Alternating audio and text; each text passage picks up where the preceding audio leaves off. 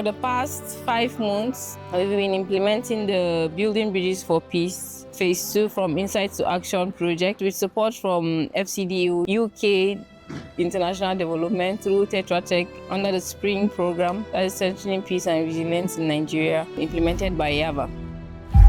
We are implementing this project in 8 selected communities of Riom, and we have 4 clusters of farmers and herders: Lua and Shongtu, Bachi and Dien, Bangai Fulani and Bangai Birom, Sop and Rancho community. Before this intervention, these were communities, yes, in some they were meeting, but not concretely.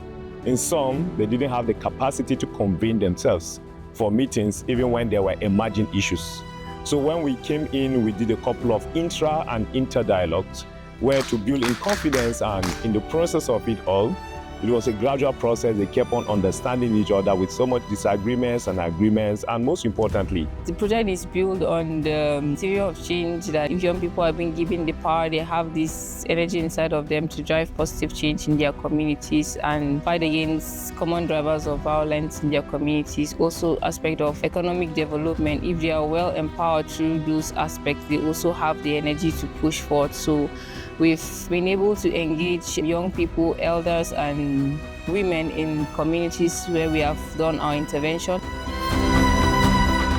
To understand the people very well, we have to bring the Birom and Fulani communities together for a dialogue in order to understand their challenges. We map how conflicts grow from mistrust to tensions, how they escalate, and they open their mind to sharing their challenges better. Before the coming of YIAVHA, we had a lot of challenges here in this community because of the crisis that started since 2001. Just to mention a few, we could not access some of our farmlands. Mace dai da fargaba ne ta shiga daji ta ce ta je itace ita kaɗai saboda zancen fyaɗe. An kakashe mun mutane 15 da an kakashe, an sake an zo an kashe mijina. We had sleepless nights because of gunshots all over the place. Mutum ne wanda aka haife dama da suke an samu sabani, za ga dai kai kuna gaisuwan amma gaisuwan sama-sama ne. Ni da ganin Fulani haka ma da idona bai zama abu mai sauki ba, don na gan su ma kaman man bin in kashe su ne koyi mai ban iya ba. We came in as facilitators. Most of the things are things the community people brought themselves, things that are disturbing them. All YIAVHA does is to guide them in order to frame all these issues they are bringing in the right perspective.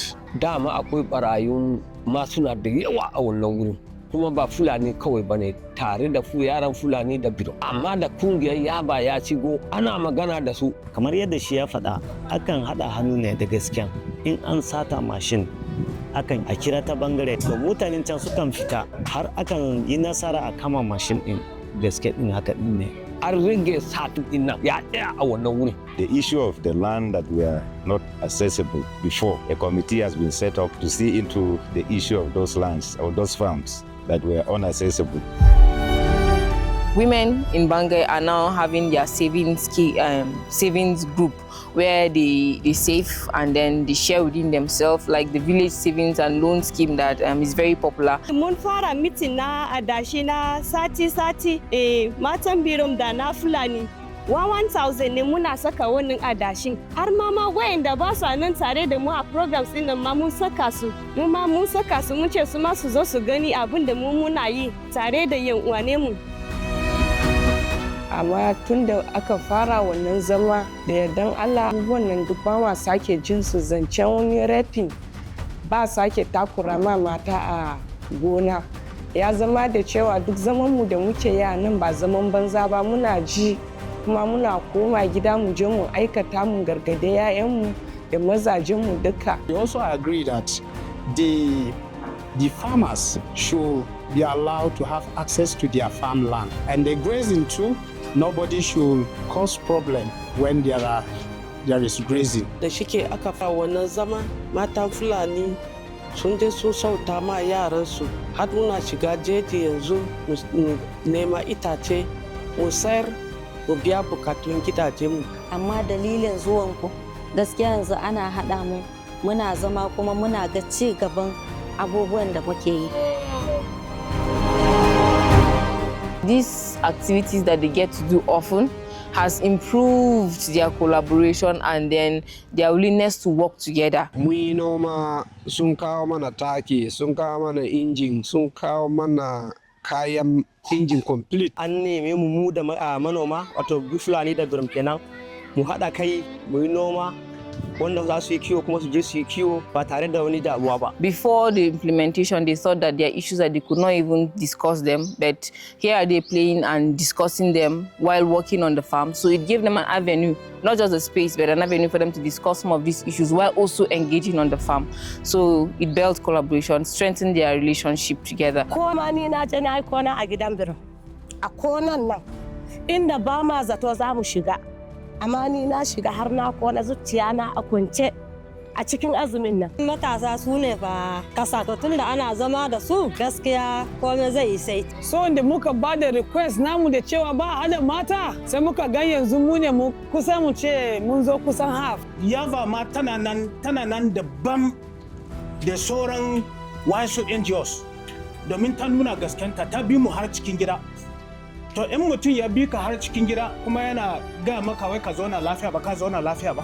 Ina gan a Disalla akwai wani anguwa nan wanda ina gan sun fi shekara 15 ba su taba gama wani Birom ya je ya visit nasu haka ma ba. Tun da aka haife ni ban taba zuwa gidan Fulani ba na je sallah.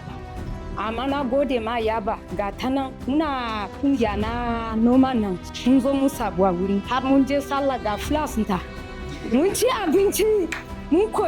Apart from the joy of getting to feast together, they're also happy that they'll be able to access those lands that before they could not even go there for anything.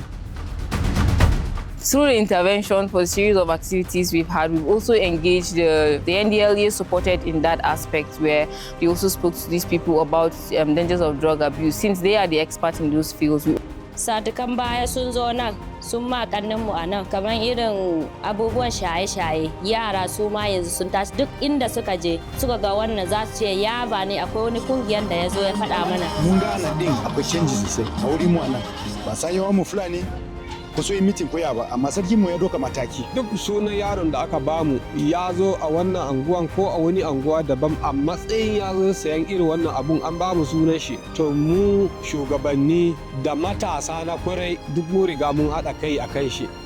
We've had this level of impact in these communities through the period of intervention. We're able to reach 1,604 direct beneficiaries, which cuts across the communities, the 8 communities we're working in, with markets, schools, and mining sites inclusive. Some of these impact can be better when we sustain this intervention beyond the 6 months of intervention that we've had already. This project went down to work with the communities directly. So what it means here is that you are dealing directly with people that are affected, and then they know how this conflict affected them.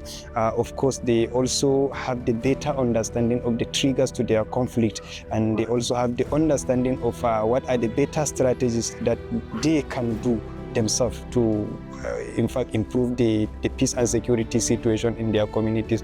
So most of the initiatives they are the community-driven initiatives. So for me, I can say it's a very successful project. Ina roko cewa a wuraren da ba iya zaman lafiya irin wannan a sake shiga wuraren sai a jawo hankalin su haka da yan uwa Fulani da Birom wanda babu zaman lafiya.